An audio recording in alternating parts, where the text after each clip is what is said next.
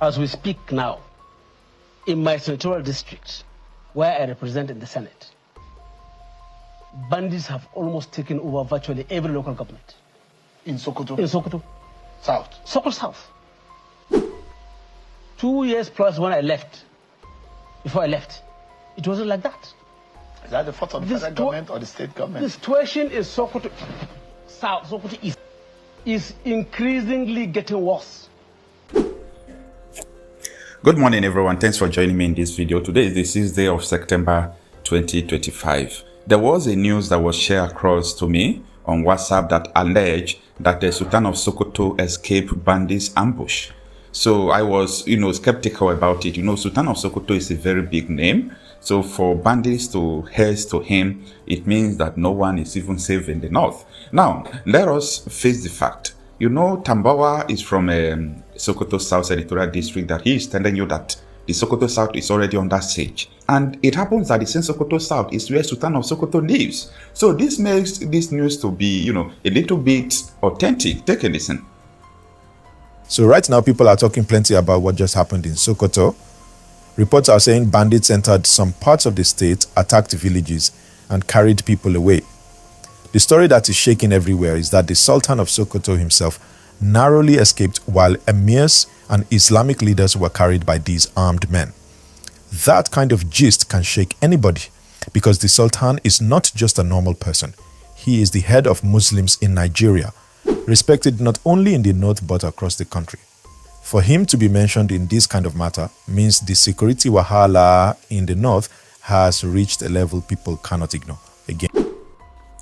All right, this is actually scary. It was yesterday during the Chinese television live broadcast that I saw Tambuwal lamenting that a whole senatorial district has been taken over by these bandits. This is Sokoto, this is not Borno, this is not Yobe, this is not Zamfara state.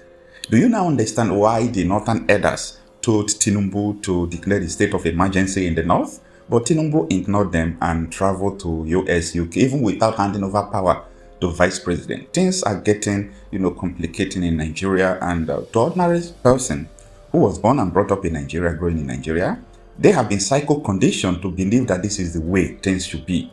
That terrorism is a part of life, terrorism is a part of government or governance. So people don't even bother about all this because they don't know. So it is unfortunate anyway. Take a listen to what Tambuwal said. As we speak now, in my senatorial district, where I represent in the Senate, bandits have almost taken over virtually every local government. In Sokoto? In Sokoto. South? Sokoto South. 2 years plus when I left, before I left, it wasn't like that. Is that the fault of the federal government or the state government? The situation in Sokoto South, Sokoto East, is increasingly getting worse. So when you speak of all of this to me, Plain in Lapra are there, and also the bandits, as I said, government, most of the people, the villages have been evacuated. They have run out of their places. Same thing in Ekpa local government. The youth leader of PDP in my Tambuwal local government has been kidnapped. Bodinga local government, Turenga local government, Tureta, Dengishuni, all of these local governments are affected as we speak. 2 years plus, the situation was not as bad. So when you are talking about governance, the number one priority of any government cannot say that they are doing that, because I know what is going on at it and in my constituency. Would you say security is now doing? You are their leader. Yes. My is to draw the attention of the security forces to this, and I'm doing that. And to collaborate with. Who are these people? Do we know them? I don't know them. I don't do this, and I'm doing that. And to collaborate with. Who are these people? Do we know them? I don't know them. I don't know them. Are they bandits or terrorists, or who are they? I will, in this instance case, I believe that they are bandits. So because Sokoto is a contiguous state, telling the security forces since 2015, 2016, that unless you are able to simultaneous operation, cordon the areas and face these people, if you do what you are doing now, isolated, then you just disperse them into other states. But as a former governor and now a sitting senator, a former speaker of the House of Reps, there's been this conversation around state police. Yes. Why has it been difficult? That conversation comes up now and time again. Why has it been difficult to be able to make a strong policy as a people so that we can have somewhat of a permanent end to this scourge? Most people are concerned about state police because of misuse. I am no more governor. I support state police. I support the idea of state police. But as a governor, you did not. I did. I supported it. What I'm saying is that I am no more governor. Assuming I'm a state governor, people will say that I want to use it against my opponents. No. And you see, yes, you have federal police, but part of the problem is that you post someone from, say, for example, Sokoto to Enugu. He doesn't understand the terrain. He doesn't understand the language. But if you have the state police, they may collaborate and work together. There may be synergy, and then they can work together to ensure that there's security. And in any case, the police, the federal police is we don't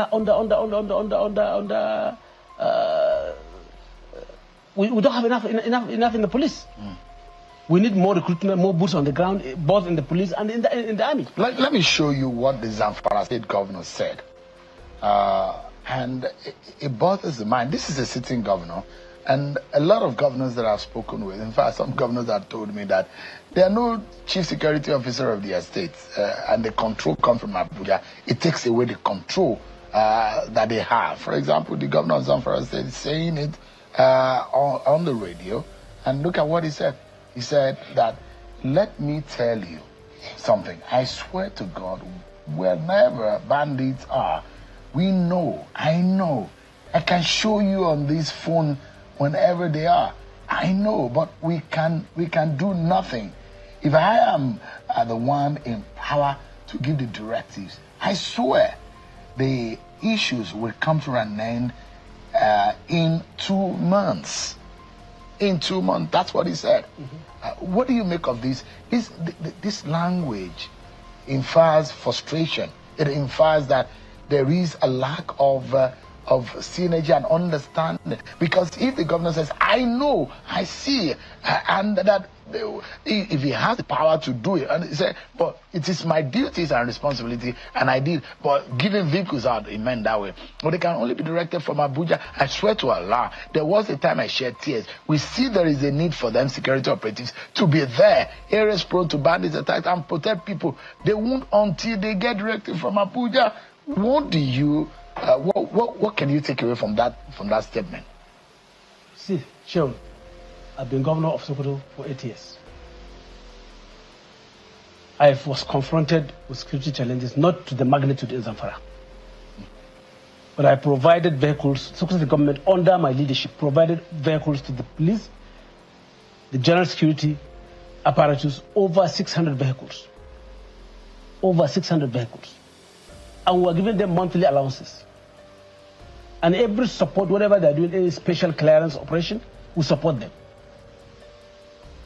It's very frustrating when a governor cannot give instructions to either the commissioner of police or the brigade commander until he clears from the center. That is the reality of the situation. I'm not surprised at the way the governor of Zamfara spoke. It's out of frustration, and that is the reality on ground. I'm not holding brief for the governors, but that is their own situation. How can we reverse this trend? What can we do to fix it? You've been governor, you're a senator, you've been speaker. That's why I told you that I believe that we should support the idea of state police. How will it work specially for us in terms of, I mean, you've schooled abroad. You understand how some of these things operate. What tendency or what dynamics do you think will perfectly fit the Nigerian situation? Okay, Sean, I attended courses in schools abroad. But my primary, my secondary, my university, all in Nigeria. Local breed. Local breed. So, but I've been attending courses. And I've been going out of the country and seeing things, how they work in other countries, and I feel I hope how one day all of this will now be same with our situation in Nigeria. You see, you need to recruit more into the Nigerian security system. More personnel, more boots on the ground, more of empowering them with the right tools of work. Their welfare, remuneration is also key. When a soldier, a policeman, a DSS personnel gets killed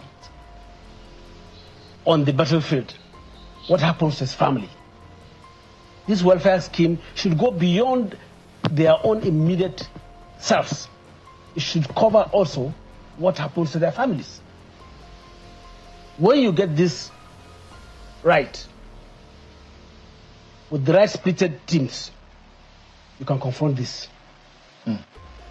Give me a moment, Governor Tambuwal. We need to go on a break, and when we return, our conversations continue with Governor Aminu Tambuwal, former Sokoto State Governor, sitting senator in the Senate, and the former Speaker of the House of Reps on ABC, the 27 politics and its imperatives. We'll be right back, everyone.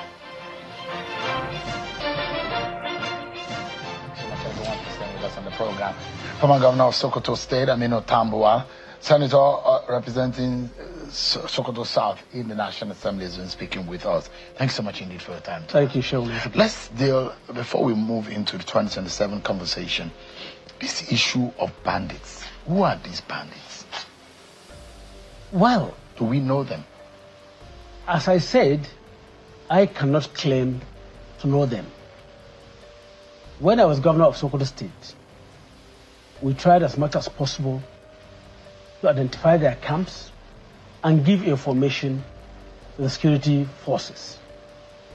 And working with them, we dispersed and to a very large extent neutralized. The government was able to, the security forces were able to neutralize a number of their camps. I can only tell you that I used to hear names of people like Turji, Dogo Gide, but I've never had any encounter or seen any of them. So I cannot claim to say that I know them. You never engaged the bandits when you were a Sokoto governor? Well, maybe I can say we did through backdoor channels and sending people to talk to them and speak to them to understand that, look, what are your grievances? Tell us your grievances. Were you able to pay them to calm down too? No, not to pay them. What we were able to do was to take over their arms, surrendering their arms. That program, we actually carried out such a program. But when your friend El Rufai said that the federal government is like a state policy of paying the bandits, do you have that kind of knowledge? I am not aware that anybody is being paid, to be honest with you.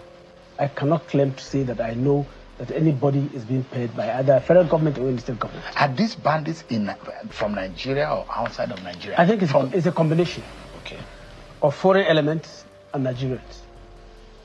You know, with the problems in the Sahel, particularly from Libya. Downwards, we've been having this problem in the Sahel and West Africa. And people really don't remember that this problem did not start today. You remember when Chad was almost like a failed state under either Kanu or Dai or Hisn Habre. There was influx of light weapons into the country as far back as that time in the 80s. So this problem has been there for long in the Sahel. So and our borders are not properly manned. So you can't say that there are no foreign elements in this banditry. There are. It's criminality. It's business to them. They are making money out of it. So it's a very, do you think it's a bit more tricky or trickier to handle than Boko Haram, where they have a seemingly unified objectives and purpose. Boko Haram, you can say that they have a command structure. It's ideologically driven. You can clearly see this banditry. I mean, yes, they have some leadership, but even amongst them, they fight themselves. Sometimes they fight themselves. So it's hard to understand. Yeah. It's not the concept that they are remnants of political thuggery out of an election also. Is that tendency also there? There are political tendencies to the banditry that we see.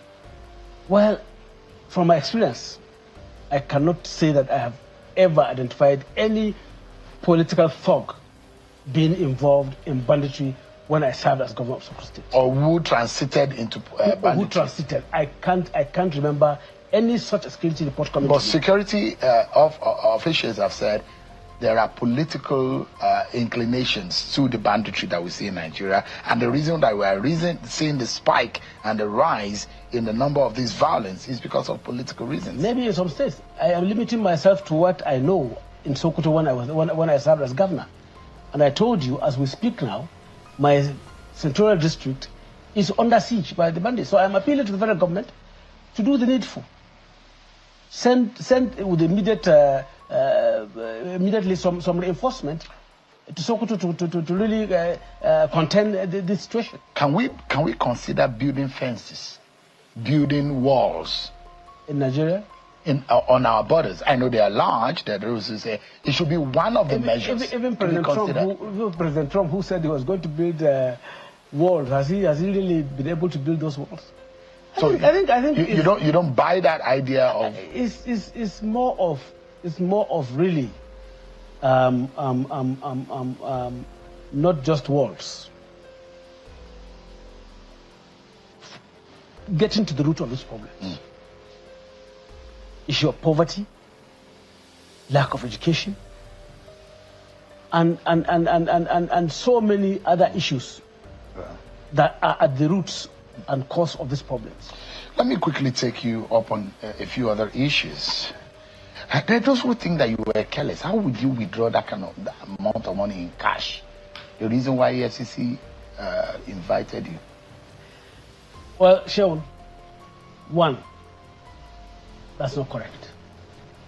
189 billion in 7 years would have meant our government withdrawing 2,250 million every month, cash in Sokoto.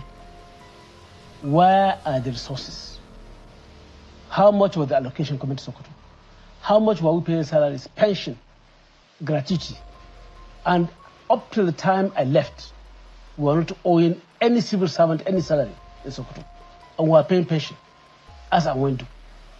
So how do you get the resources to even withdraw such cash? You see, Sean, this matter is still under investigation. I'm going back to EFCC sometime this coming week. I don't want to discuss it on national television.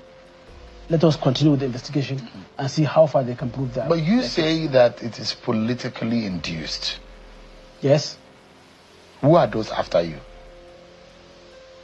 Those who are concerned are worried about my activities. Do they think that you want to be president, or what ambition are they worried about? I'm fully involved in a process, democratically and lawfully, that will end by the grace of God in sending this government out of office. And you are committed to it? 100% till now. And you think you can do it? By the grace of God. That you chase this government out of power? With the help of God and Nigerians, we will send these people out of office. Is it some northern elite conspiracy coming together to send Bola Tinubu It's by a national force? consensus. Is Peter Obi from northern Nigeria? Is Adebishola not from Osun State? What are you telling me? Are they not all part of the coalition? But is it true that some northerners are not happy with Bola Tinubu? It's true that Nigerians are not happy with Bola Tinubu. I'm not speaking for northerners. What about some of you in the north who are coming together and say it's a must, it's a project that must be I am not involved in coming together of the north to say it's a must that Bola Tinubu must go. I am involved in a national coalition that there should be a change of guards in Asorok through a constitutional democratic process May 29, 27. You know the political capacity of Bola Tinubu. I know very He well. has never lost an election. Do you think 2027 will be an exception? He lost in Lagos. What? 2023. No, he lost a part. He lost in Osun in 2023. He lost a part of the election, the election. He lost. He was on the ballot in Lagos. He lost. No, the point I'm making is that you, as a governor, you probably have lost wards and local governments in your election. Yes, I do. So, but it doesn't mean that you lost the election. No, but he was on the ballot. Yeah, but he didn't lose the election. He lost in his primary constituency of Lagos. But it didn't matter at the end of the day. It matters. The same way Atiku lost in several states of the country. It's the same way Peter Obi lost. But then what I'm saying is that you can't say that he has never lost election. He has never lost an election. He was senator. He ran twice as governor. He won. He ran as a president. He won. So he's not lost an election. Then it's not cast in stone that he may not lose in 2027. So that's what I'm saying. If we try every effort being made to make it as if it's invincibility, that Bola Tinubu cannot be defeated is bullshit. Is rubbish. He can be defeated. I believe so. You have, and I'm working along with the coalition leaders to do that and to achieve that objective in the interest of this country. It's not about Bola Tinubu. It's about the way he's running the country. The country is being run.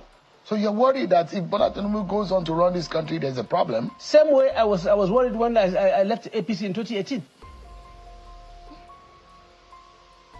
Look at the trajectory of what is happening. Go to the market. But we should hold you accountable. You are one of those who preached APC to Nigeria. Now you are I did, but I came back in 2018 and I apologized and I didn't support President Buhari. You also told us from my zone. You also told us about the PDP. Like me. I didn't support him. You told us about Governor Tambuwal, about PDP, but then you have left the PDP again. Yes. So why should we believe you now? No, because it's not about me. Sean, I have run for 6 elections on different political parties. And I have won. 2003, 2007, 2011, 2015, 2019, 2023. It's not about personal interest. And it's not about political parties. Our political parties are not ideologically driven. Otherwise, if you ask me, what will Buhari be doing with some individuals that were in APC with him? Was it not just convenience to win election? Certainly not about ideology. So, who do you think, because there are those who think that, look, if Atiku, Jonathan, Peter Obi, all of them are on the same ballot with Tinubu, Tinubu will beat them. That's the way he beat Peter Obi and Atiku. I think differently. Really? Yeah, I think differently. The multiplicity of these heavyweights, if they are on the same ballot. It will be easier for the opposition to come together and defeat Bola Tinubu. If they form an alliance. If they form an alliance and come together, it will be easier. But it's not certain that if they run, Bola Tinubu running, President Jonathan running, President Bola Tinubu, President Jonathan, Vice President Atiku Abubakar, Peter Obi, maybe you can even add Konkoso, running the same election, that Tinubu will win. But politically, mathematically speaking, right? Yes. The opposition would have destroyed themselves in splitting the votes. Tinubu will capitalize on already won territories because he has more territories than the opposition. No. You see, the dynamics are different. When this happens, the dynamics will be different. And they will change. And a lot of factors will influence the way people are going to vote. Let me ask you a frank question. I know that you speak your mind freely. To be honest, if you have your way as an individual, there is an Atiku, there is a Nnamdi, there is Peter Obi, there is a Jonathan, and you really want to beat Tinubu, who do you think people can coalesce behind that can actually get the job done, that will be on the ballot and be a real threat to Tinubu in the real sense? When they declare, all of them, openly that they are interested, I'll come back here and tell you my choice. I will not speculate as it is now. No, not speculation. It's speculation. It's just like I ask you. I've always seen Aminu Tambuwal wearing white. It means that you have a favorite color, which might be white. Well, so the question I'm asking is that on a good day, when Aminu Tambuwal is happy, he might wear his white. When these individuals declare. Well, we've known their interest. But I'm saying, who do you think is formidable enough to be able to face Bola Tinubu and the APC in 2027? When we get to that bridge, we'll cross it. Maybe it's Aminu Tambuwal. It's on me. Okay. We'll take another break, and we'll be right back, everyone. Join us again. Thanks so much, everyone, for staying with us. Our closing moments now with Aminu Tambuwal, former governor of Sokoto State. Do you miss the PDP? Not exactly. I have not formally declared that I have left the PDP, but... you're just doing anti-party activity? No, I'm not doing anti-party activity. I'm involved in bringing everybody together, a coalition. I am not representing PDP in the coalition, and individuals are there, not parties. So the nocturnal meetings and the open meetings, you don't think puts your membership of the PDP at risk? No, not at all. Your party is not going to be worried about it? They may be concerned, but they know what they are doing, and we know what we are doing. So if you have your way, which one would you pick, PDP, ADC? What do you mean? You are a member of the PDP. You say you have not left. Yes. So you are moving around with ADC. Atiku Abubakar. My idea is that let's bring both PDP and ADC and form a coalition.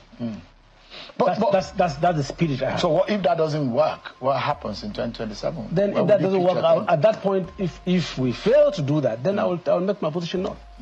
They say that the opposition coalition is not serious, it's not organized.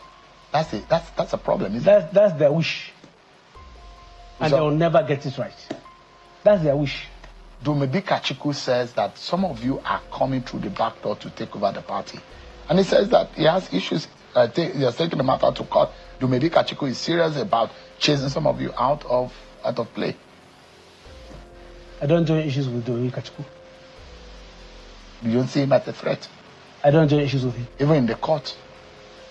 I'm not in court with him. No, ADC, the coalition opposition there. ADC leadership will speak to that issue. Let me get your view about the zoning arrangement. You are a leader of the PDP. Your party has zoned to the south. What do you make of that? Well, that's the decision of the party. We have to live with it. I understand that you are a big fan of Seyi Makinde. My very good friend. You think he will make a good president? Well, if he throws his hat on into the ring, then we'll review him and see whether he can do the job. But as of now, he has not told me that he's running. I will relate very well with him. The Wiki factor in the PDP, does it concern you? It has always been of concern to every well-meaning member and leader of the party. How do you deal with it? Well, it has become almost a problem that has defied every solution. I don't see the PDP taking any measures or disciplinary measures against Yesumuki and his team, and unless that is done, it will be difficult. And they will remain members of the party, and they will have the right to either participate in whatever the party is doing and express their views and do whatever they like in the party. Those who accuse some of you who are in the PDP of working for the APC, how do you react to that? I am not working for the APC, and everybody knows it. So that question is for those who are working for the APC, and they know themselves. If the president reaches out to you today, would you be willing to help this government? In what sense? If they reach out to you, you're a nationalist. Yeah, but if they reach out to me, patriot, they want my ideas on how to run the government, I will give them. If the president invites you to the APC, would you join them? I will not join APC. Why not? I will not. Why? It's a personal decision. You don't like the president and the APC anymore? I will not join APC. Because? I do not believe in the way the country is being run by the APC currently. On a final note, if there's something that gives you a lot of worries about the future, especially the young Nigerians who are looking forward to the leaders of today and saying, where do we go from here? Whose hopes are high? What worries you the most about the future of this country? When I look at the growing population, the younger ones,